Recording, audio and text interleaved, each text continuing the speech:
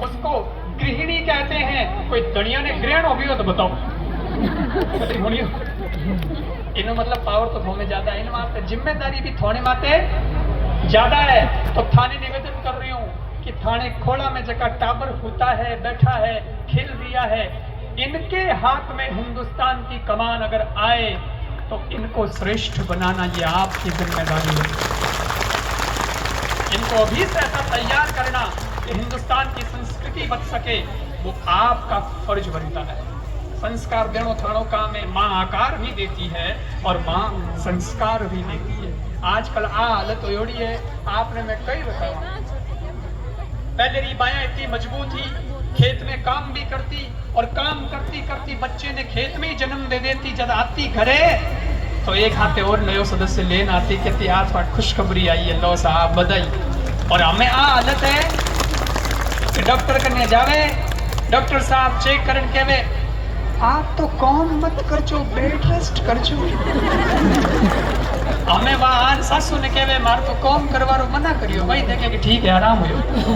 अब पड़ी रहे काम की करे नहीं, पर टाइम पास तो करनी पड़े। टाइम पास की करे हुए तो पच कही है टीवी देखे, मोबाइल देखे, मोबाइल में रील के तो बनावे इनके देखे, इनके बजे टीवी देखे, टीवी में फिल्मा धापगी तो सीरियल धापगी तो कार्टून आवे, कार्टून देखे। अब वह गर्भवती महिला, उसके पेट में बच्चा है और वो देख रही ये सब कुछ है, और फिर कार्टून में देखती देखती छोरा ने जन्म देवे। अच्छा छोरा को नहीं जन्मे, समझिया समझ गया? कार्टून देखता देखता छोरा ने जन्मे, जब छोरा कौन जन्मे। आ हालत अगर वेला तो बताओ देश रो भलो की कर वेला, देश की कर उधर। कहा तो ये गया कि गर्भवती महिला है, वो क्या देखे उसका भी बच्चे पर असर होगा, क्या सुन रही है वो भी असर होगा, क्या पढ़ रही है उसका भी असर होगा, क्या बोल रही है उसका भी असर हो रहा है, क्या खा रही है उसका भी असर होगा। आप अभिमन्यु की कथा सुनते हो, उसने अपने माँ के पेट के अंदर ही युद्ध की कला सीख ली थी, व्यू को कैसे भेदन करना है ये सीख लिया था। तो आज की माँ मेरा निवेदन है कि मोबाइल और रीला में गणा मत रह जाइजो, नहीं तो टाबरी उमें रह जाला। और आज ऐसी हालत होगी है कई घरों में जावा, माँ छोरा ने के देख महाराज प्रणाम कर, जे प्रणाम कर, छोरो प्रणाम ही कौन करे, वो मोबाइल में लगोड़ो है। पछ हसन के हाँ जी आज का छोरा तो होशियार घना मोबाइल चलावे, देखो मोले नहीं आवे नौने आवे, मैं क्यों कहीं चलावे तो के मोबाइल में गेम खेले, सा गेम बहुत तगड़ा गेम खेले, मन तो ही नहीं पड़े एक गेम खेले। मैं क्यों माता जी हटके इनका मोबाइल ले लो, नहीं तो आज वो मोबाइल में गेम खेले, काले थाने हाथे भी गेम खेले। कौन सेवा करेगा, कौन तुम्हारा बुढ़ापे में ख्याल रखेगा। और सुनो थोड़ी कड़वी बात, बीमारी तगड़ी हुए घड़ी जोर रही हुए जने दवाई भी तगड़ी देनी पड़े।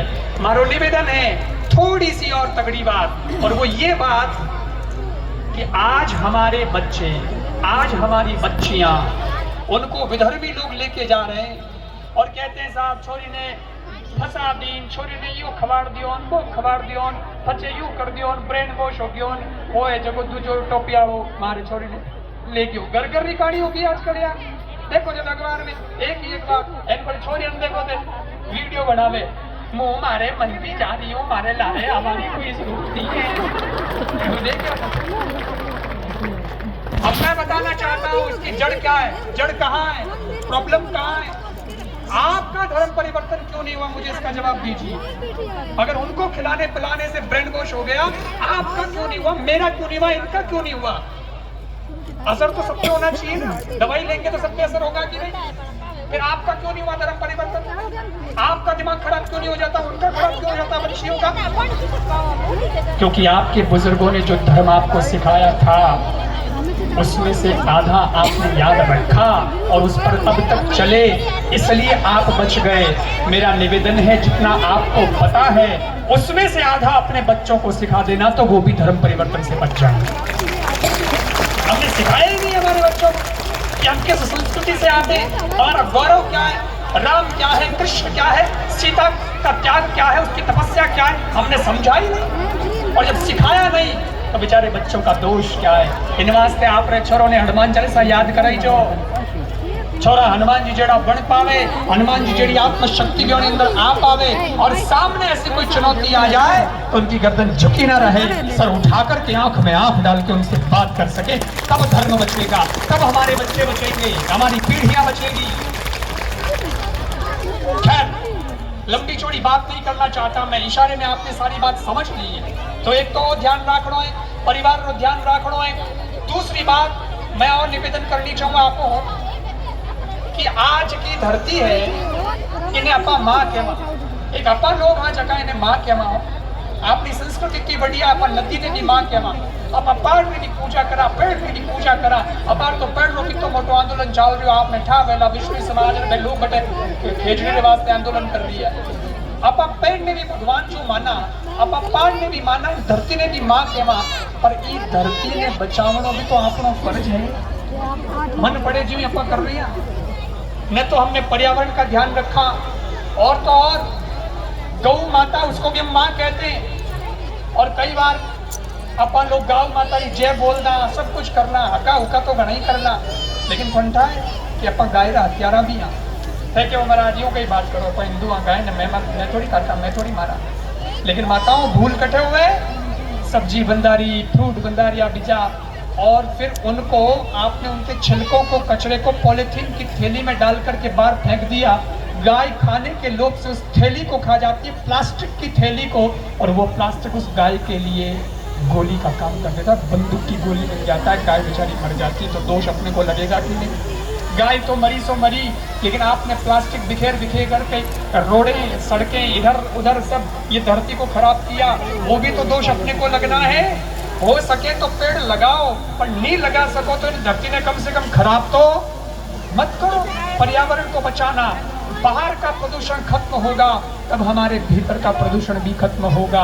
स्वच्छ देश, मोदी जी कहे नहीं स्वच्छता अभियान चल रही है, तो वो काम अपाने करना पड़ी। कई लोग कहे मोदी है तो मुमकिन है, तो मोदी बाप को झाड़ू निकालना ही कौन कर रहा है, हमें तो फोन निकालनी पड़ेगी, अपनी कॉलोनी तो अपन साफ करनी पड़ी। ये तो अपना अपना जिम्मा होना चाहिए, देश अपना है, अपन यहाँ पे रह रहे हैं, सब कुछ देश हमें दे रहा है, तो फिर क्यों नहीं देश के लिए सोचे।